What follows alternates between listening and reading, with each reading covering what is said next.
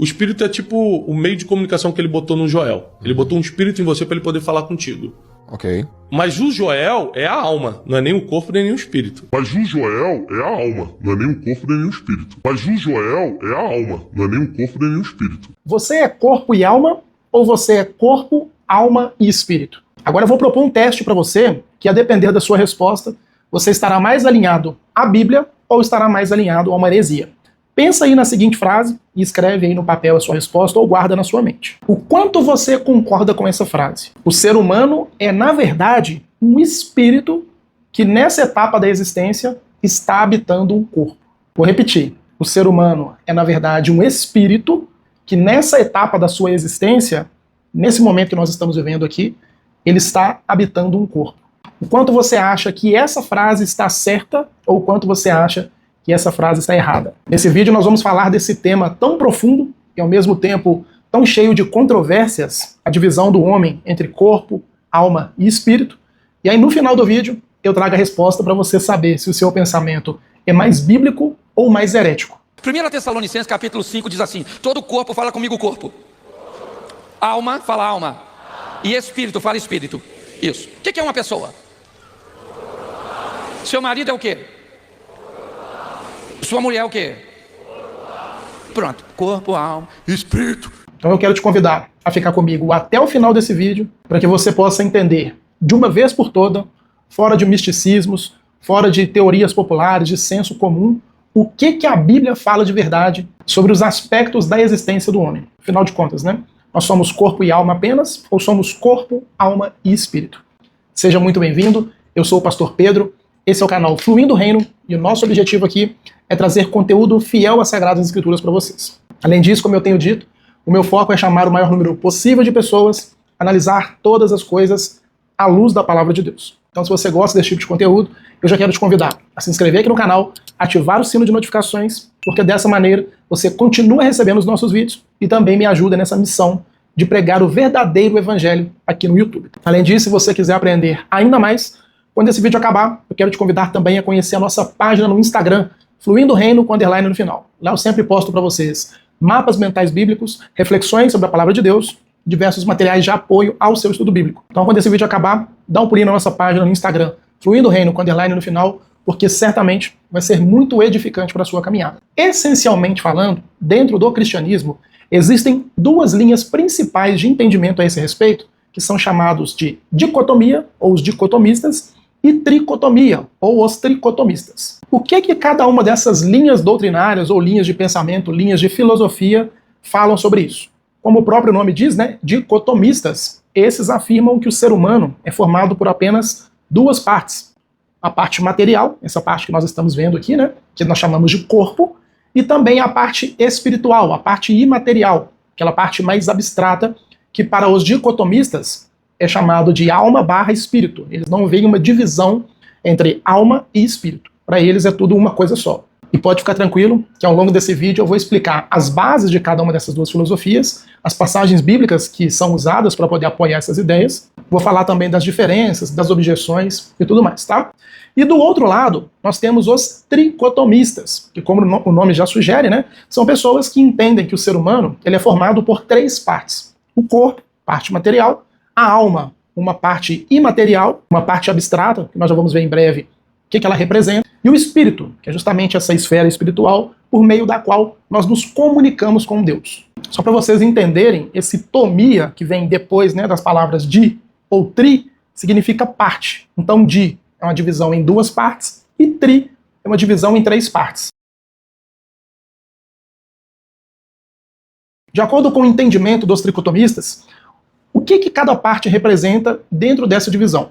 O corpo material é justamente essa parte que nós vivemos aqui na Terra, que nós nos alimentamos. Quando você está ingerindo um alimento, ele vai ali para o seu corpo material. É no corpo material que você glorifica a Deus, né, por meio do seu trabalho. É com o corpo material que você se relaciona com as pessoas. O corpo material é a sua identidade aqui na Terra, digamos dessa forma, né?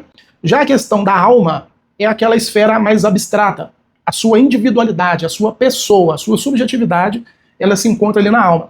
É na sua alma que está a sua personalidade, é na sua alma que estão as suas emoções, os seus desejos, os seus sentimentos. É na sua alma, por exemplo, que estão ali os traumas, é a sua alma, né, segundo o entendimento tricotomista, é essa alma que será julgada e é ela que vai morar no céu ou vai ir para o inferno, caso não creia no nosso Senhor e Salvador Jesus Cristo. E a terceira parte é justamente o espírito, que dentro desse pensamento é aquela parte que pertence a Deus, de alguma maneira, né, fazendo aqui um paralelo, usando a linguagem assim mais grosseira, de alguma maneira o Senhor empresta essa porção para nós, é o nosso fôlego de vida, é aquela parte das nossas vidas que nós nos comunicamos com Deus, que nós nos relacionamos com Deus, que nós temos intimidade com Deus. E por que eu falei que Deus empresta essa parte para nós? Porque dentro do pensamento tricotomista, um dos textos que eles usam para afirmar que o espírito é algo separado da alma é justamente o texto de Eclesiastes, que diz que depois que nós morremos, o espírito ele volta para Deus. Outro texto também que eles usam, né, para dar base a esse pensamento é o momento em que Jesus está na cruz e que pouco antes de morrer, né, ele ora ao Pai e fala: Pai, nas tuas mãos eu entrego o meu espírito. Outros dois textos que também são chave para que nós possamos entender os argumentos, né, dos irmãos que são tricotomistas. Primeira carta de Paulo aos Tessalonicenses, no capítulo 5, no verso 23, que diz assim: O mesmo Deus da paz vos santifique em tudo, e o vosso espírito, alma e corpo sejam conservados íntegros e irrepreensíveis na vinda do nosso Senhor Jesus Cristo. Então aqui, aparentemente, né, segundo o argumento dos tricotomistas, Paulo está lançando uma doutrina, ele está regulamentando, né, essa partição entre três elementos do nosso corpo.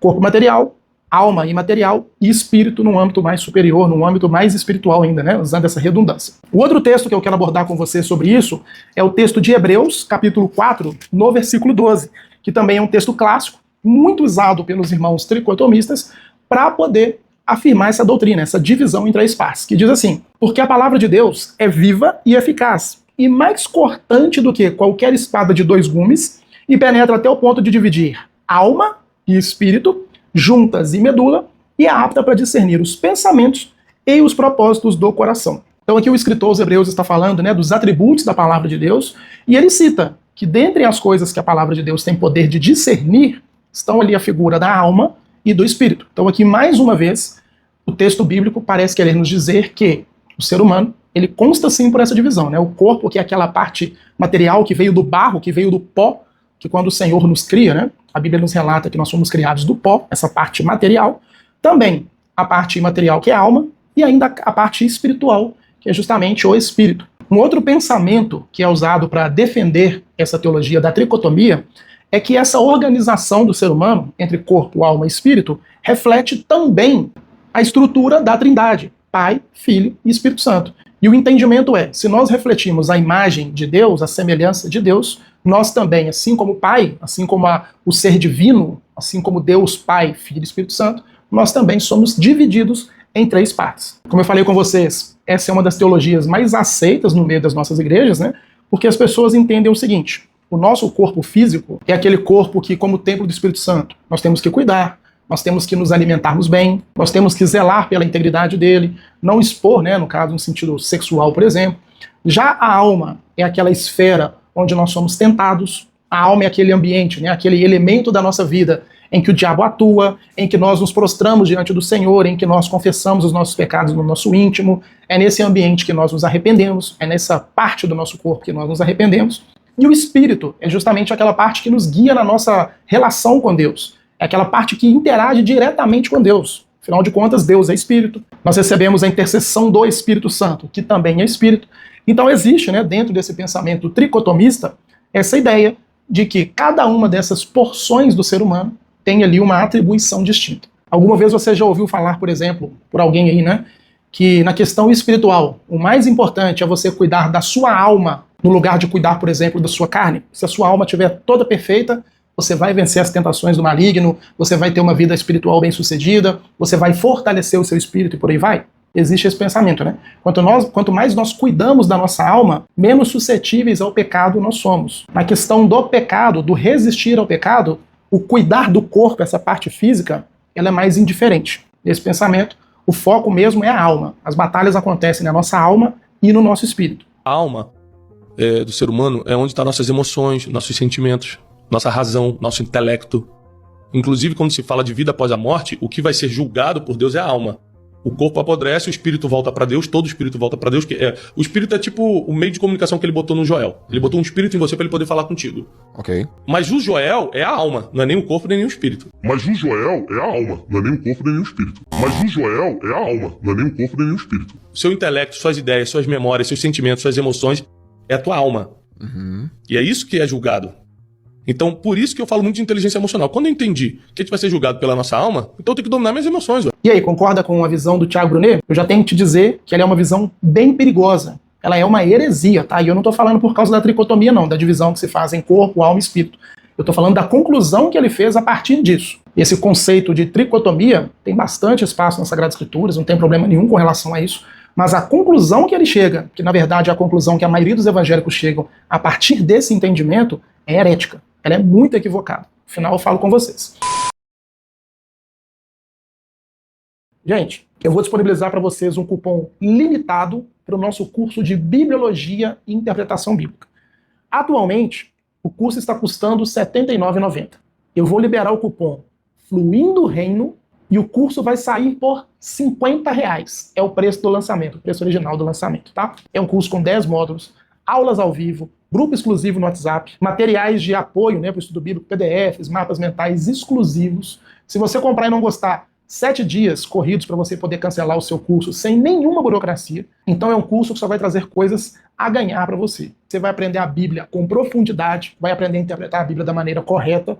Então é uma promoção por tempo limitado, são cupons limitados. Vou deixar aqui na descrição do vídeo e nos comentários o link para você poder efetuar sua matrícula, pagamento único. E não esquece, se for fazer matrícula, aplica lá o cupom Fluindo Reino, que o curso vai sair por R$ 50 para vocês.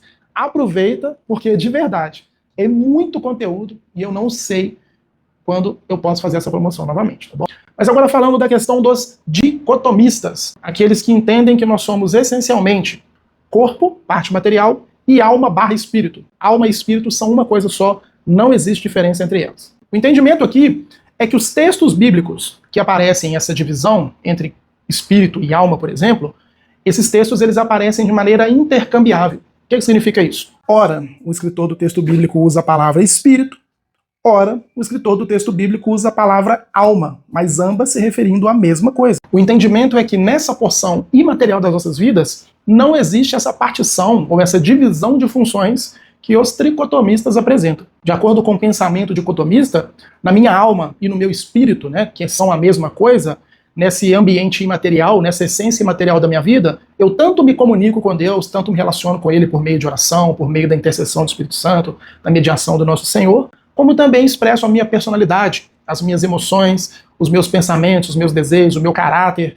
enfim, né, tudo que é imaterial e abstrato em mim reside nessa esfera da minha existência. A igreja histórica, ao longo dos séculos, descreve e defende a tese dicotômica. Eu sou dicotômico.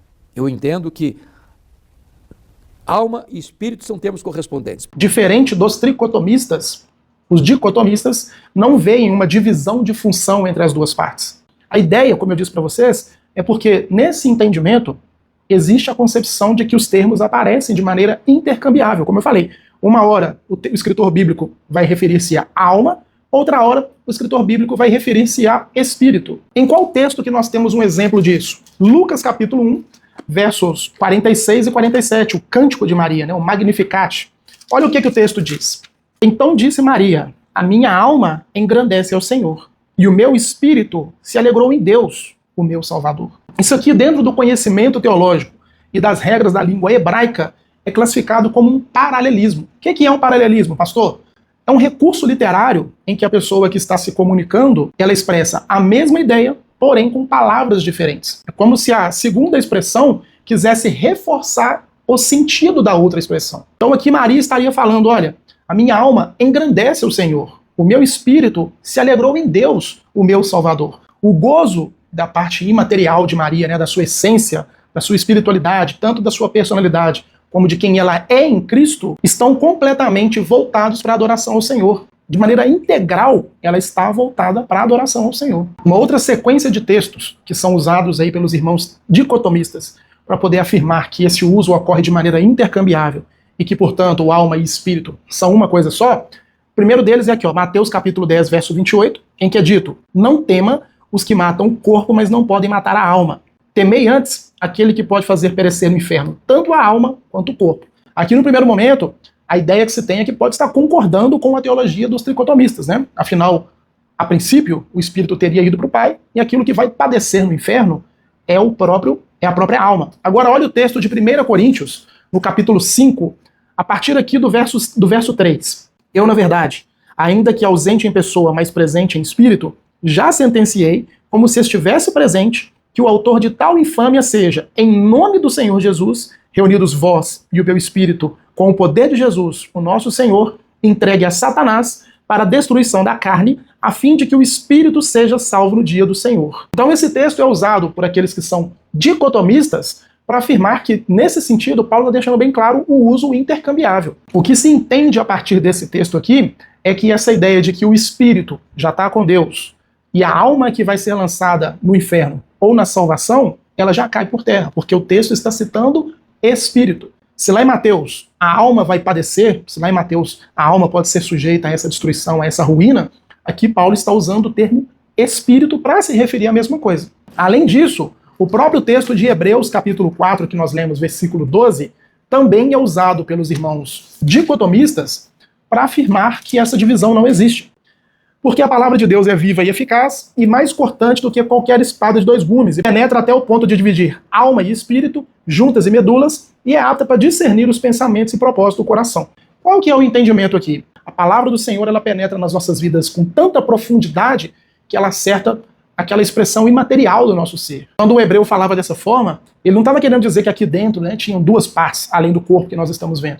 Mas a palavra penetra tão fundo, mas tão fundo, que ela não é detida pelo nosso corpo material, mas ela habita, né? Ela repercute, ela surte efeitos na parte mais íntima do nosso ser. Um outro exemplo dessa aplicação do paralelismo hebraico dentro do texto bíblico para reforçar uma ideia e não para apresentar uma suposta distinção, uma possível distinção, se encontra no texto de Marcos, capítulo 12, dos versos 30 a 34.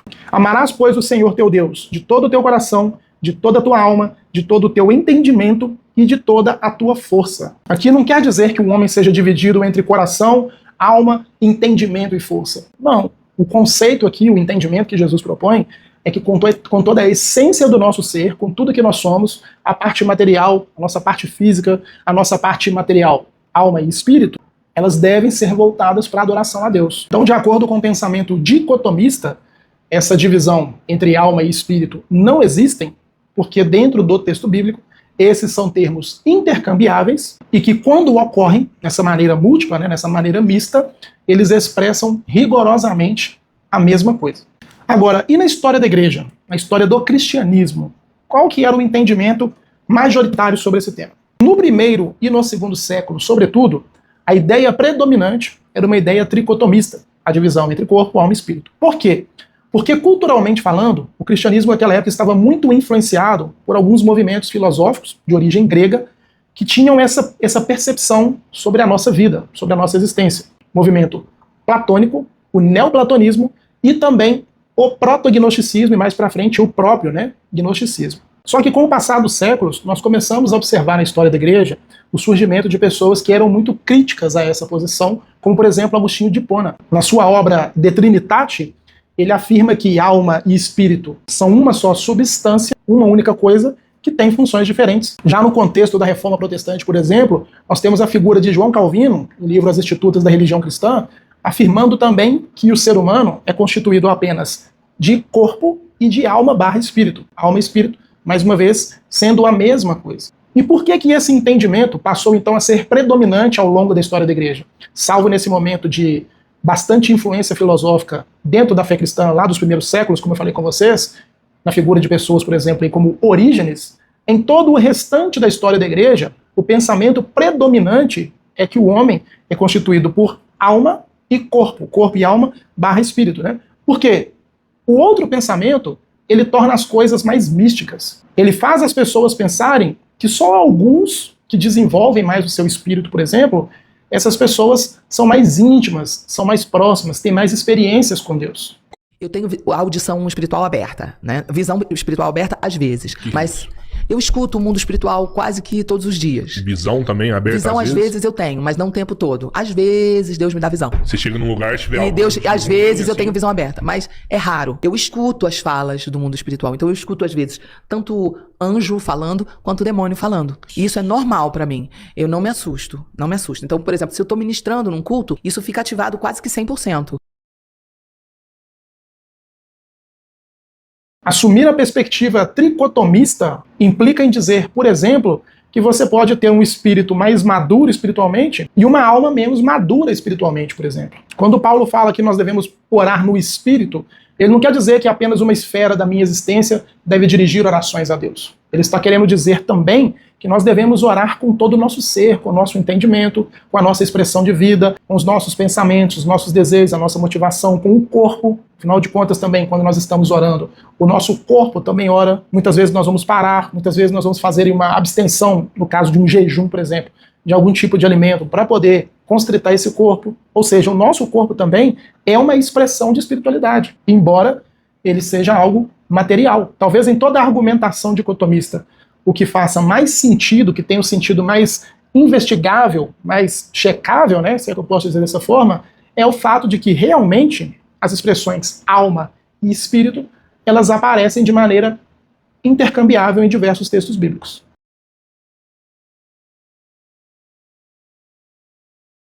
Como eu mostrei para vocês, ora o escritor bíblico fala que é o espírito que vem para o corpo, ora o escritor bíblico fala que é a alma que vem para o corpo, a vida vem para o corpo por meio do espírito ou por meio da alma. Agora, o mais importante que nós precisamos afirmar aqui é que, como vocês viram, o texto bíblico nos dá base para as duas formas de pensamento. Seja aquele irmão dicotomista que pensa que é apenas corpo e alma, seja o irmão tricotomista que pensa que é corpo, alma e espírito, ambas as partes vão conseguir encontrar textos bíblicos que vão servir para embasar a sua perspectiva, a sua filosofia, o seu entendimento sobre essas coisas. O que nós precisamos entender aqui é que nesse aspecto não existe o irmão ser herege, o dicotomista é herege, o tricotomista é herege. Não. O texto bíblico, nessa questão de diversidade, ele nos possibilita entender dessas duas formas. O próprio Agostinho certa vez disse, né? Nas coisas essenciais a unidade, nas não essenciais a diversidade, mas em tudo o amor. Não é porque o irmão discorda do meu pensamento que eu vou chegar aqui nos comentários, por exemplo, do vídeo e chamar ele de herege. Não é por aí. O que nós temos que negar nesse sentido? O que o cristianismo bíblico precisa negar? Que o nosso corpo é algo desprezível, aquelas pessoas que pensam, né, os materialistas que nós chamamos hoje, né, que pensam que depois que a gente morre tudo acabou, não tem céu, não tem inferno, não tem alma, não tem espírito, não tem nada disso. Esses são inimigos da cruz. Esse raciocínio meramente reduzido à nossa existência aqui na Terra, ele tem que ser rechaçado. O outro pensamento é o pensamento espírita, né, de algumas filosofias espíritas, de que a alma ou o espírito, eles existem sem o corpo. Tem uma filosofia espírita que fala, por exemplo, que quando nós estamos dormindo, o nosso espírito, a nossa alma, se liberta e sai para passear. Sempre que dormimos, nosso espírito se liberta do corpo momentaneamente, livre para fazer o que quiser, rever aqueles que estão encarnados e desencarnados, amigos, parentes, pai, mãe, avós, até mesmo seu espírito protetor. Então, diante desses tipos de argumentos, nós devemos sim nos posicionar, chamar de hereges e dizer que eles não têm parte conosco. Agora, os irmãos que defendem que a nossa existência é dividida em duas partes ou em três partes, aí não existe heresia. O que deve existir é amor, compreensão, graça e saber que aquilo que realmente nos une, que é o mais importante de tudo, é a nossa fé no nosso Senhor e Salvador Jesus Cristo, a nossa crença de que Deus é o nosso Pai, o soberano, o vencedor, vitorioso, perfeito, santo, que o Espírito Santo habita em nós, ele intercede por nós, tanto o Pai, Filho e Espírito Santo são Deus, e que nós precisamos, certamente, como é ensinado por Jesus, amar ao próximo como a nós mesmos. Crendo nessas coisas essenciais, nós somos irmãos em Cristo. Saindo dessas coisas essenciais, aí sim, existem aqueles que são hereges, amém? Se você gostou desse vídeo... e eu já estava esquecendo da pergunta do começo do vídeo. Perguntei se nós somos meramente espírito, que nessa etapa da nossa existência estão habitando um corpo. E não, gente, essa afirmação não procede. Biblicamente falando, tanto o corpo quanto a nossa parte material, seja lá se você crê na existência de alma e espírito, ou só alma / espírito, todas essas partes, essas duas ou três partes, elas são uma coisa só. Jesus, quando ele morre, ele ressuscita com um corpo glorificado, mas ainda assim um corpo que podia ser tocado, um corpo que comeu. Então o nosso corpo não é desprezível, como pensavam os filósofos gregos da corrente platônica, neoplatônica e por aí vai.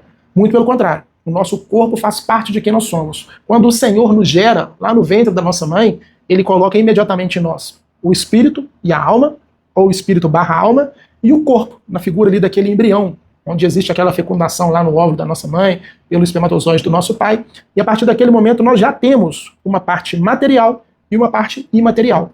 É fato, né, que quando nós morremos, a nossa carne ela é destruída, a nossa parte imaterial ela vai para a presença de Deus, mas no momento da ressurreição, tudo vai voltar a ser como o Senhor projetou, como o Senhor gerou para que fosse. O nosso espírito, mais uma vez, estará ligado ao nosso corpo, só que dessa vez o corpo sem a corrupção do pecado, sem as mazelas e as consequências do pecado, né?